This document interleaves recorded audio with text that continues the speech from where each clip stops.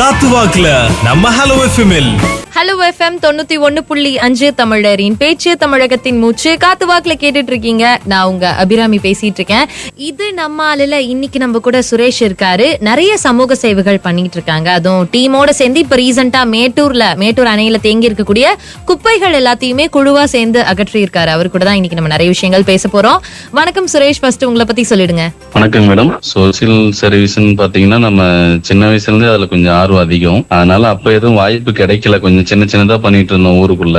வெளியில இந்த ஏற்காடு போற பகுதியில வந்து பாத்தீங்கன்னா விலங்குகளுக்கு தண்ணீர் வைக்கிறது, முடியாதவங்களுக்கு சாப்பாடு வாங்கி கொடுக்கறது, அந்த மாதிரி பண்ணிட்டு இருக்கிறோம். முடிஞ்ச அளவுக்கு பாத்தீங்கன்னா மேட்டூர் இந்த மாதிரி நீர் பகுதியில வந்து பாத்தீங்கன்னா இந்த பிளாஸ்டிக் குப்பைகள்லாம் போடுறாங்க இல்லைங்களா, அதை வந்துட்டு நம்ம கிளீன் பண்ணணும் அப்படிங்கிறதுக்கு அதை வந்து ஒரு டீமா வந்து ரெடி பண்ணிட்டு இருக்கிறோம் மேடம்.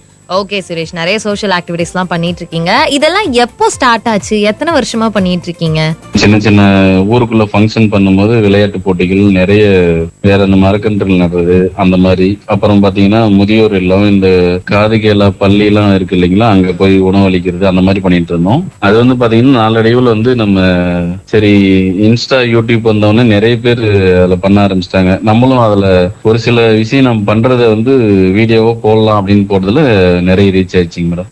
சூப்பர் சுரேஷ், நீங்க கேக்குறதெல்லாம் பாக்குறப்போ பரவாயில்ல, நீங்க நிறைய சோஷியல் ஆக்டிவிட்டிஸ் பண்ணிட்டு இருக்கீங்க. அதெல்லாம் ரொம்ப இன்ஸ்பைரிங்கா இருக்கு. ஒரு பக்கம் நீங்க ஒர்க் பண்ணிட்டு இருப்பீங்க, ஒரு பக்கம் சோஷியல் ஆக்டிவிட்டிஸ் பண்றீங்க. எப்படி இது எல்லாத்தையுமே வந்து ஹேண்டில் பண்றீங்க?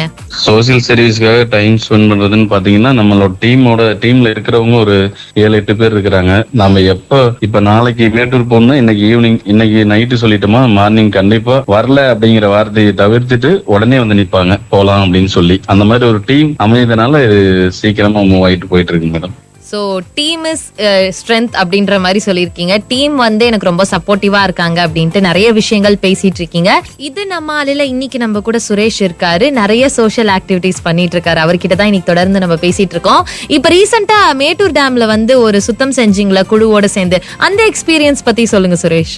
மேட்டூர் வர சுற்றுலா பயணிங்க எல்லாமே வந்து குளிச்சுட்டு ட்ரெஸ் எல்லாம் தண்ணியிலே போட்டுறீங்க.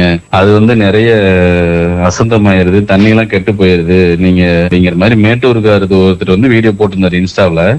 ரொம்ப நாத்தடிக்க ஆரம்பிச்சிருச்சு தண்ணி எல்லாம். அதனால வந்து பாத்தீங்கன்னா நம்ம அந்த தண்ணியில இருந்த துணிகள் எல்லாமே எடுத்து மேல ஒரு ஓரமா போட்டு எரிக்கிற அளவுக்கு மேல எடுத்துட்டோம். நாங்க ஒரு நாள்ல எடுத்த துணி மட்டுமே வந்து பாத்தீங்கன்னா ஒரு டன் அளவுக்கு இருந்துச்சு. சோ சோஷியல் மீடியாவோட பவர் வந்து இந்த இடத்துல எப்படி இருக்குங்கிறது தெரிய வருது. ஏன்னா அந்த ஊர்ல இருந்து ஒருத்தர் ஒரு வீடியோ போட்டிருக்காரு, அதை பார்த்து நீங்க எல்லாம் போய் கிளீன் பண்ணிருக்கீங்க. அது உண்மையாலுமே பெரிய விஷயம் தான். இப்ப நிறைய பேர் ஹெல்ப் பண்றதுக்கு ரெடியா இருப்பாங்க, ஆனா முன் வர மாட்டாங்க. அவங்களுக்கு ஏதாவது சொல்ல நினைக்கிறீங்களா நீங்க? நிறைய பேர் உதவி பண்ண தயாரா இருக்காங்க மேடம். அவங்களுக்கு நீங்க சொன்ன மாதிரி பிஸியான டைமோ இல்ல அவங்க கால சூழ்நிலையில தான் ஒத்து வர மாட்டேங்குது. இந்த மாதிரி உதவி பண்றவங்களுக்கு அவங்க வந்து ஹெல்ப் பண்ணாவே அதுவே பெரிய விஷயமா இருக்கும். ஓகே, ஹெல்ப் பண்றவங்களுக்கு ஹெல்ப் பண்ணாலே பெரிய விஷயம்ட்டு இன்னைக்கு எங்க கூட உங்களுடைய சமூக சேவைகள் பத்தி நிறைய விஷயங்கள் ஷேர் பண்ணிக்கிட்டதுக்கு ரொம்ப நன்றி சுரேஷ். இந்த டீம் சார்பாக உங்களுக்கு ஒரு நன்றி சொல்லிக்கிறேன் மேடம். தேங்க்யூ. இது நம்ம அல்ல சுரேஷ் நிறைய விஷயங்கள் ஷேர் பண்ணிக்கிட்டாரு. அடுத்து காத்து வாக்குல ஒரு கருத்து தான் கேட்க போறோம். இணைஞ்சிருங்க. ஹலோ எஃப்எம் 91.5 தமிழரின் பேச்சு, தமிழகத்தின் மூச்சு.